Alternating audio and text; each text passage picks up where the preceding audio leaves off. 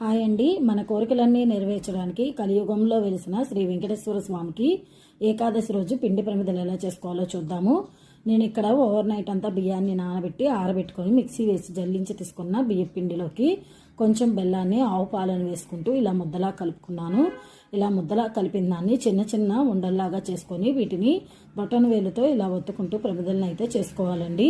మనం ఇందులో ఆవు పాలను వేసాం కాబట్టి ప్రమిదలు ఎక్కడా విరగటము పగుల్లో అనేది అస్సలు ఉండదు. మనం చక్కగా నీట్గా వస్తాయి. మనం ఎలా పట్టుకున్నా సరే వంగటము విరగటం అనేది జరగదు. వీటికి చక్కగా నామాలతోటి బొట్లు పెట్టి అలంకరించుకుంటున్నాను. ఇలా అలంకరించుకొని స్వామివారికి అయితే దీపారాధన చేసుకుంటున్నాను. మీకు ఈ దీపారాధన ఎలా అనిపించింది నాకు కామెంట్స్లో చెప్పండి. తొలి ఏకాదశి సందర్భంగా వెంకటేశ్వర స్వామికి పిండి ప్రమిదలను అయితే ఇలా రెడీ చేశానండి. మీకు అందరికీ ఈ వీడియో నచ్చితే కనుక లైక్ చేయండి, షేర్ చేసి సబ్స్క్రైబ్ చేసుకోండి. Thank you for watching.